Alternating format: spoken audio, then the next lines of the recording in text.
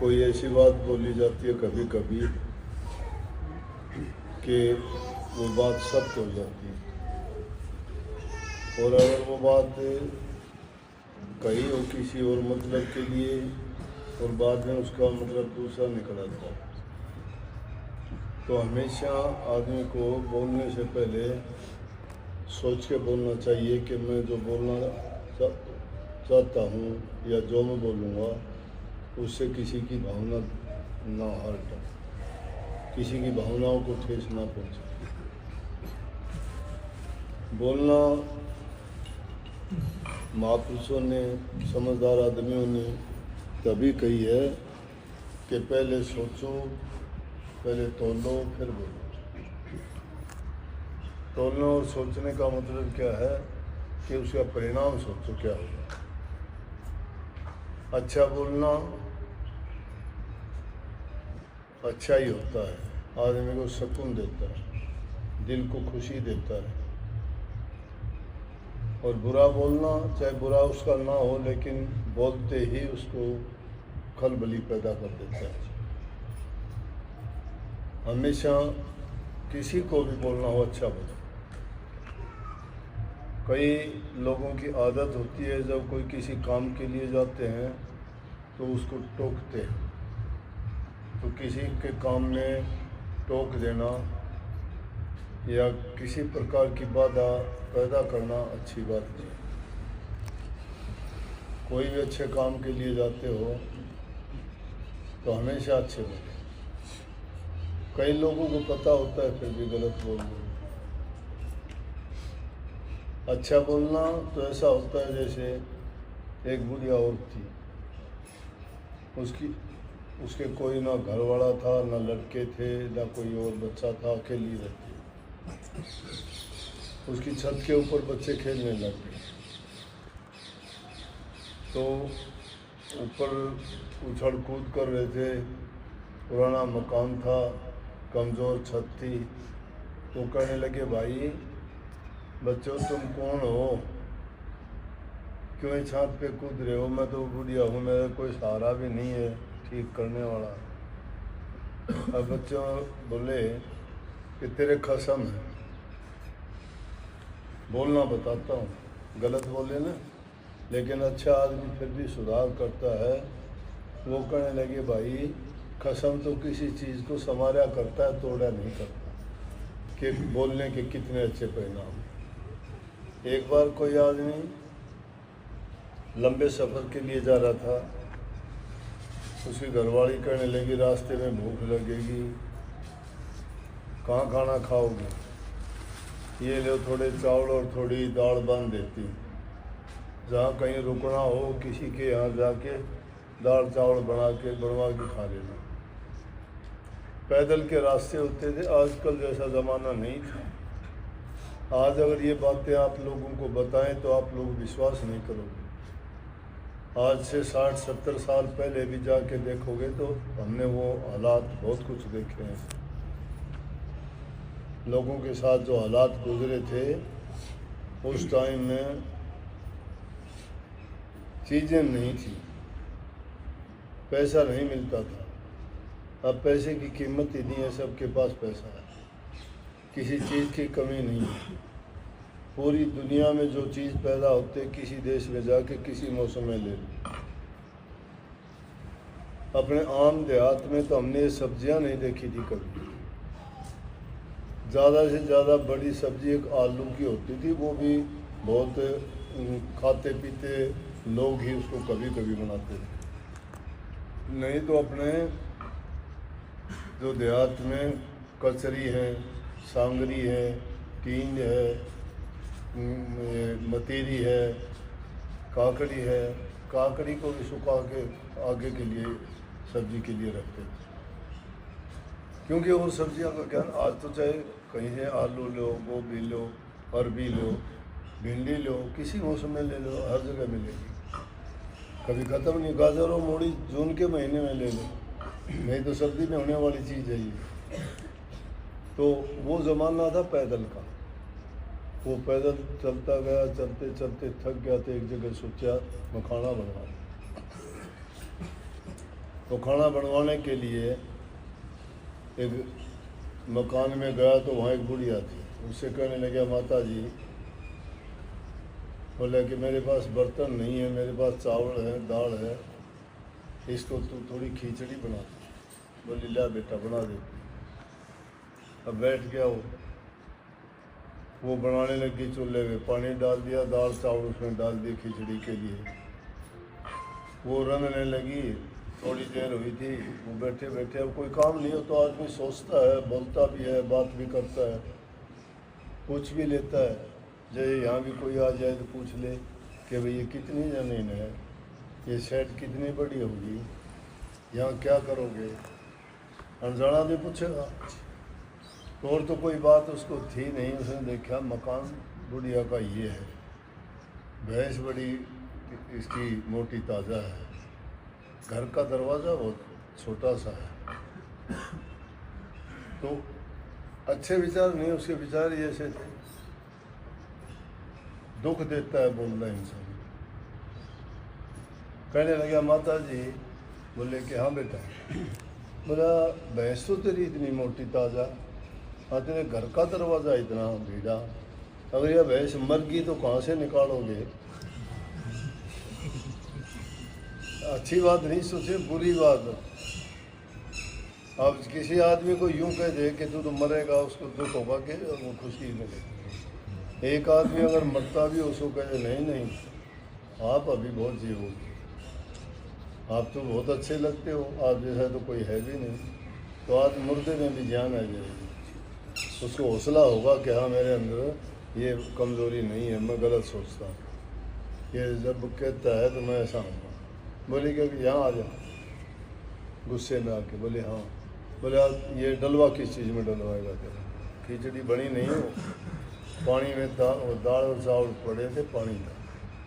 अब उसके पास कोई बर्तन थोड़ा था। उसने अपनी चादर थी उसको कह दिया कि ला इसमें डलवा लिया। अब उसको उसे डलवा के ऊपर से पकड़ के यूँ लेके जा रहा था, पानी नीचे वो झरता जा रहा है, रास्ते में मिल गई। उसने देखा है कोई चीज़ ले रहा है, वो चीज़ तो इसकी बिखरती जा रही है। बोला ओ भाई। बोला हाँ जी।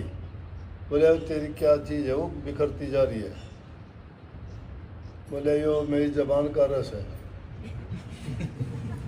ये मेरी ज़बान का रस है।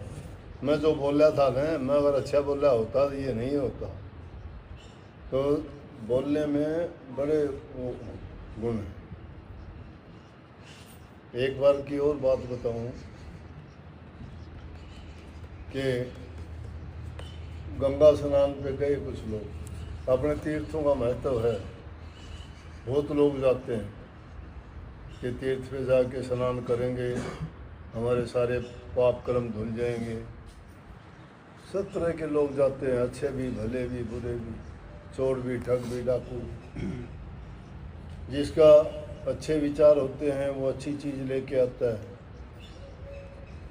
समझदार आदमी ने सकल पदार्थ है जगमा ही कर्म ही नर पावत नहीं। रामायण में आता है जाकी रही भावना जैसी तीन देखी प्रभु मूर्त ऐसी। जो इंसान जैसे ख्याल विचार रखता है उसको वैसी चीज़ मिल जाएगी। जो जैसा आदमी जाएगा उसको वैसी चीज़ मिल जाएगी। उसका ख्याल सोच है, उसकी चाहत है, उसकी मन की भावना है कि उसको क्या मिलना चाहिए।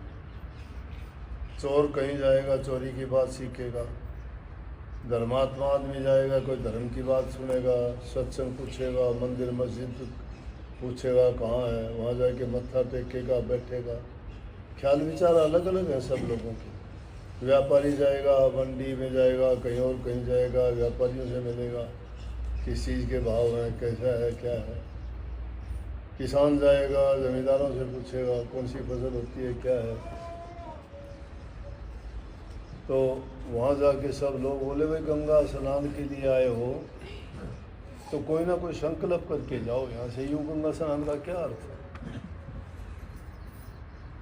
तो सब बोले, कोई कहने लगा मैं हुक्का बीड़ी नहीं पीऊँगा आज से, कोई कहने लगा मैं शराब नहीं पीऊँगा, कोई कहने लगा आज के बाद मैं झगड़ा नहीं करूँगा, कोई कहने लगा आज के बाद मैं झूठ नहीं बोलूँगा।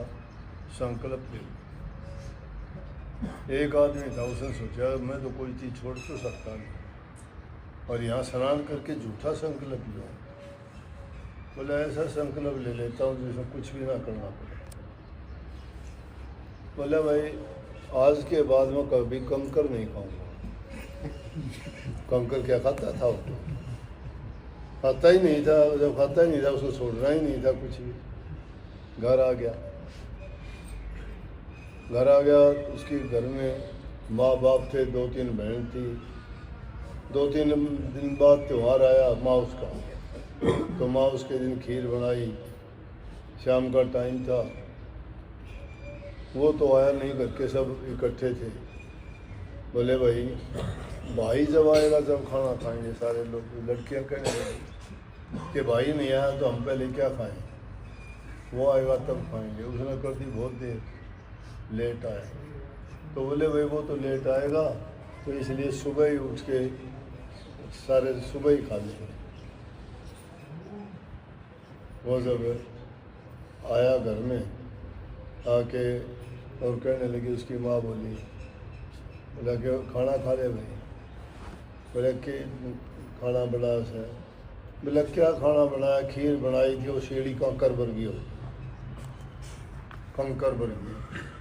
बोला वो तो शेड़ी ठंडी होगी, कंकर वर्गी। बोला वो तेरी, मैं कंकर का तो करके आया था नेम, कंकर का नेम किया था। बोला कि मैं तो खीर खाऊंगा नहीं। वो सब बोले भाई नहीं खाएगा तो मैं नहीं खाऊँ, तब रख दी। सुबह जब देखा खोल के तो उसके अंदर छिपकली मरी हुई।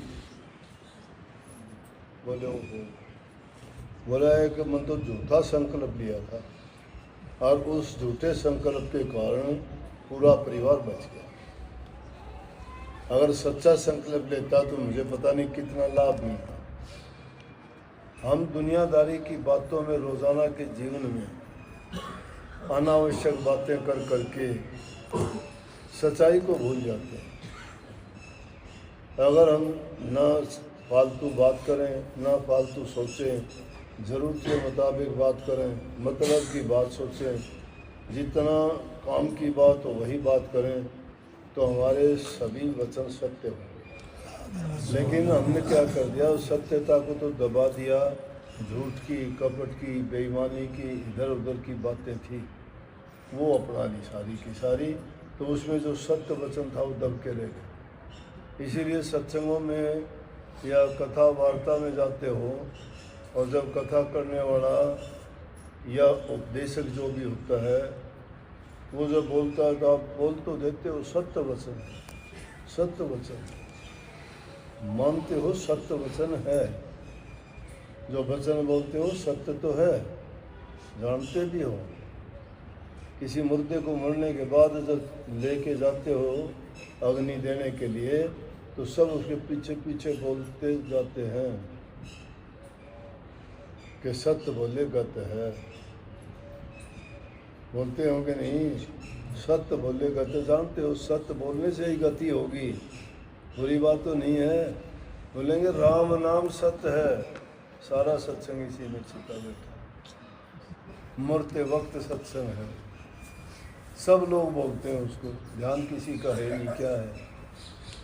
लेकिन उसमें सब कुछ कह दिया कि राम नाम सत्य है, बाकी सारी चीज़ें मिथ्या हैं, झूठी हैं, उनमें कोई सार नहीं है। राम नाम ही सत्य है। और आगे कह दिया सत्य बोले गत है। अगर उस नाम की तुम सुमन करते हो, ध्यान करते हो, चिंतन करते हो, उसको याद करते हो, तो उसी से तुम्हारी गति होनी है। संसार के पदार्थों से गति नहीं है। तो उस वक्त में बोला हुआ वचन, उस पर भी ध्यान नहीं है। जबान से सब बोलते जाते हैं, सब बोलेंगे उसको। ये नहीं पता क्यों बोलते हो, क्या मतलब है। अरे इंसान को चेतावनी देने के लिए, समझाने के लिए थी कि तुम देखो जो सत्य बोलते तो गति हो जाती। ये जो जा रहा है ये अंत टाइम सब कहना है। लेकिन जो राम नाम की कमाई कर लेता है वो दुनिया से सुखी जाता है, उसकी गति हो जाती है। अब जिसने सत्य नहीं बोला, जिसने राम नाम को जाना नहीं, पता नहीं उसकी क्या गति होगी कहाँ गई। तो अभी वो बहन जी जो लेके आई थी ना, उसने बोला ना बोला काले लाडू लेके आए। काले काले तो बहुत बुरे होते हैं। काला तो किसी का विरोध करते हो, काला कपड़ा पहनते हो। कोई किसी का अगर कोई ज़्यादा तकलीफ देता है और आप उसके काम करते हो, कहते इतने काले चाप रखे हैं, बोलो हो नहीं। और अगर कोई बुरा काम कर देता है तो उसको कहते हो कि तुम तो कलंक लगा दिया। काले कहने का क्या मतलब था? काला अच्छा बात तो नहीं। कल मकान बना के भी उस पर काला एक बुत्सा बना के उसका और चेहरा सा बना के रखते हो, तो काला जो है वो इतना अच्छा नहीं माना जाता। काले कहने बोलने का मतलब है, मैं बोल पर ये बात हो वैसे ही मैं कहे वो कोई बात नहीं, उसको उद्देश्य नहीं कही। लेकिन किसी भी चीज़ को अगर कहते हो ना, अच्छा बोलो हमेशा। बुरे को भी बुरा ना कहो, वो अच्छा हो जाएगा। बुरे को अगर बुराई कहते हो तो उसको शक्ति बुराई की मिलेगी, उसके संस्कार बुराई के पड़ जाएंगे, वो अपने आप को सोचने लग जाएगा ना बुराई। माँ अपने बच्चे को कहती है तू राजा है, तो मेरा बेटा चांद है, तो मेरा सितारा है, तो मेरा दिल का प्यारा है, वो देखो कितना खुश होता है। अच्छी अच्छी बात बोली गई ना उसको। और उसको किसी को कहते तू बदमाश है, तू चोर है, तू ठग है, वैसा ही हो जाएगा। तो कभी भी अपने मन से कोई ऐसे वचन या ऐसा शब्द ना निकालो कि जिसके कारण जो उस पर विपरीत प्रभाव हो। अच्छा बोलो। माताएं हैं, आपके गर्भ में जब बच्चा होता है उस वक्त में अच्छी अच्छी कथाएं सुनो, अच्छे ग्रंथों का अध्ययन करो, पढ़ो। श्रवण कुमार जैसे, श्री रामचंद्र जी जैसे, कृष्ण जी जैसे और दूसरे कितने हमारे, जैसा भी तुम अपने बच्चे को बढ़ाना चाहते हो उसी प्रकार के ख्याल विचार मन में पैदा करो, वैसा ही होगा बच्चा। हिरणाकुश के घर में पहला क्यों पैदा होगा?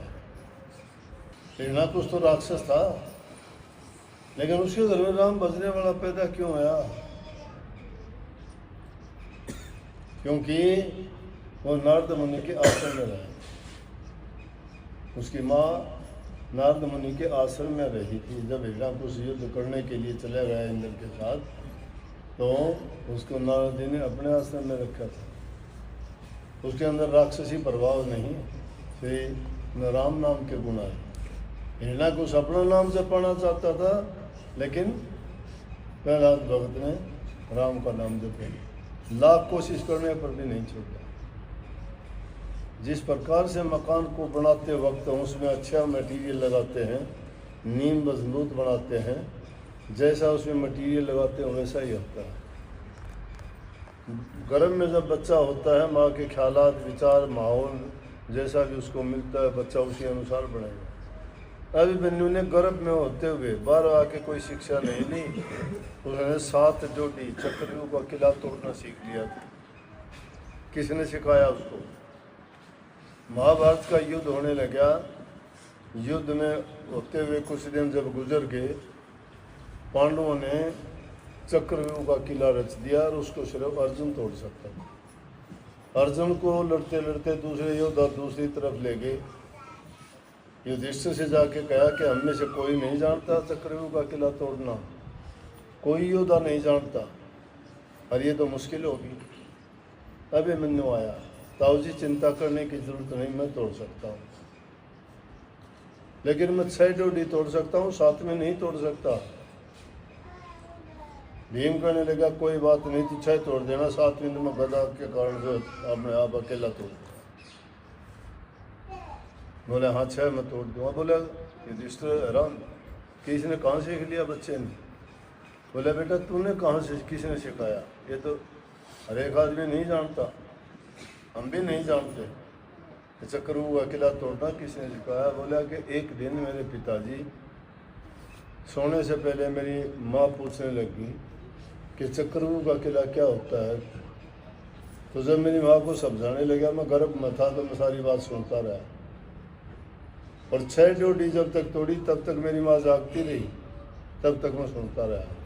7वीं जोड़ी जब तोड़ने की बात आई, मेरी माँ को नींद आ गई, मुझे वो तोड़ने को नहीं आई, मुझे नहीं पता। तो बच्चा जब गर्भ में होता है वो सब हालात को देखता है, वो खुशी को भी देख के हंसता है। अगर वो पिक्चर तुम्हारे सामने हो, गर्भ में बच्चा दुख के समय उसकी माँ दुखी होती है, दुखी माहौल होता है, वो दुखी होता है, वो रोता भी है, चाहे एक पानी की थैली में ही रहता है, वो उसी में पकाना करता है, उसी का आहार करता है, उसी में जीता रहता है 9 मास तक, उसी में वो दुख सुख सारे सब सुनता है, उसकी परवरिश वहीं होती है पहले। तो जैसे हालात बार गुजरते हैं, उस हालात को अंदर में वो सब खुशी को देख के खुशी होना, दुख को देख के दुखी होना, हंसना रोना खेलना कूदना सब उसी में सीख जाता है। इसलिए माताओं के गर्भ में जब बच्चा हो तो अच्छी कथा कहानियाँ सुननी चाहिए। जैसा अपने बच्चे को बनाना चाहते हो वैसे माहौल में रहना चाहिए। इसीलिए राजा महाराजा अपने लड़कों के लिए जब गर्भवती रानियां होती थी ऐसे इंतज़ाम कराते थे कि उनके लिए स्पेशल बांदी छोड़ दी जाती थी। जब गौतम बुद्ध पैदा हुए राजा शुद्धोधन के घर में, तो ब्राह्मणों ने ज्योतिषियों ने बता दिया पैदा होने के बाद कि अगर ये घर में रहा और ठीक से रहा तो एक बहुत बड़ा चक्रवर्ती राजा बनेगा, लेकिन अगर इसे ख्यालात माताओं वाले या पवित्र शुद्ध और भक्ति की ओर चलेगा तो एक बहुत बड़ा फकीर बनेगा। अब राजा शुद्धोधन ने सोचा कि एक लड़का है, अगर ये दूसरी ओर चला गया तो फिर तो राजकाज का कार्य कौन संभालेगा। इसलिए महल में ऐसा इंतज़ाम कर दिया, सारी चीज़ें वहीं बना दी, आमोद प्रमोद, खेलना कूदना नाचना हंसना बोलना, उसको ऐसा माहौल दे दिया कि विरक्ति की ओर उसका मन ही ना जाए, भक्ति की ओर राम के नाम की ओर उसका मन ना जाए। लेकिन उसके ख्यालात ऊंचे और पवित्र जिसके होते हैं वो तो अपनी जगह तो लेता है। वैसे जब वो जवान हो गया, शादी होगी, शादी भी जल्दी कर दी, बाहर की दुनिया उसको देखने नहीं दी, क्या है अंदर की अलग दुनिया बना दी। लेकिन जिस दिन वो उस दुनिया से बाहर गया एक दिन घूमने के लिए, और जब दुनिया देखी तो उसके विचार एकदम, तो जिसने गर्भ के अंदर अच्छी शिक्षा और अच्छी वचन जैसे सुने होते हैं वो वैसा ही होता है, वैसा बन जाता है। तो आदमी को अच्छा बोलना अच्छा सुनना अब नहीं देखते। काफ़ी बच्चे पुराने ज़माने में ये करते थे, बच्चा होता था ना, बूढ़े या बुजुर्ग जो आदमी घर में होता था उसका धोती का कपड़े का पानी निचोड़ के उसकी घुट्टी देते थे ताकि वो उस आदमी जैसा बने। आजकल तो नहीं जानते ये बात, नहीं करते। आजकल घुट्टी तो हॉस्पिटल में या तो नर्स देती है या डॉक्टर नहीं देती है, नहीं तो गाँवों में तो आप भी जानती हैं कि दादी की घुट्टी दिलाओ इसको, दादा की घुट्टी दिलाओ वैसा बन जाएगा। या कोई खुराफात या कोई उल्टी सीधी बातें करते थे तो उनके बारे में ये बोलते थे कि इसको पता नहीं किसकी घुट्टी दी गई है कि नहीं। ये बात बोलते कि नहीं बोलते। तो इसलिए भाई अच्छे विचार रखने वाले आदमी का संग करना, अच्छा बोलने वाले के साथ वार्तालाप करने में कभी आदमी को नुकसान नहीं उठाना पड़ता, वो कुछ ना कुछ ग्रहण करता है। नेक इंसानों का संग करो, भोजन पवित्र खाओ, माँ बाप की सेवा करो, अच्छे विचार रखो, सुखी जीवन जियोगे, फालतू की चीज़ों में ना पड़ो। बाज़ार का खाते हो जीभ के स्वाद के लिए, उनमें ये नहीं देखते आप कि जितना जिस चीज़ का स्वाद बनाया जाता है उसमें कौन कौन से जहर मिलाए जाते हैं। अगर आपको पता लग जाए कि इसमें ये चीज़ मिलाई गई हैं और अलग अलग करके उनको देखा जाए कि किस में नुकसान देने वाली कितनी चीज़ है, मैं कहता हूँ 99% चीज़ें आपको रोग बीमारी तकलीफ़, आपके विचार, blood pressure, sugar, heart attack की बीमारी देने वाली चीज़ें हैं। अगर शुद्ध और पवित्र भोजन तुम अपने घर का खाते हो, चाहे लाल मिर्च की चटनी नमक के साथ 2 रोटी लेके अपने घर में बनी लस्सी के साथ अगर खाओगे तुम्हें रोग बीमारी कभी आ नहीं सकती। तुम्हारे घरों में प्याज खेतों में बोते हो, प्याज है, अपनी सब्जी है, एक कचरी की सब्जी बना चटनी बनाते थे, पेट में दर्द होता था कचरी की फाकी बना के कहते ये ले ले। जाटी की जो संगरी होती है उसकी सब्जी खाते थे, कभी तकलीफ नहीं होती थी। कैर के टींट लगते उसका अचार खाते थे, लोग ढूंढते फिरते हैं कि कहाँ मिले वो, उसमें कितने गुण होते हैं नहीं जानते। लेकिन आज वो जहर बना हुआ खाते हो, उस जहर में पता ही नहीं होता। अच्छी और घर में बनी हुई चीज़ खा के देखो, तुम स्वस्थ रहोगे, रोगों से बचोगे, विचार तुम्हारे सात्विक अच्छे होंगे, तुम्हारे हृदय में शांति होगी, धैर्य होगा और ये ब्लड प्रेशर शुगर इन बीमारियों से बचे रहोगे। सबको बहुत बहुत आशीर्वाद।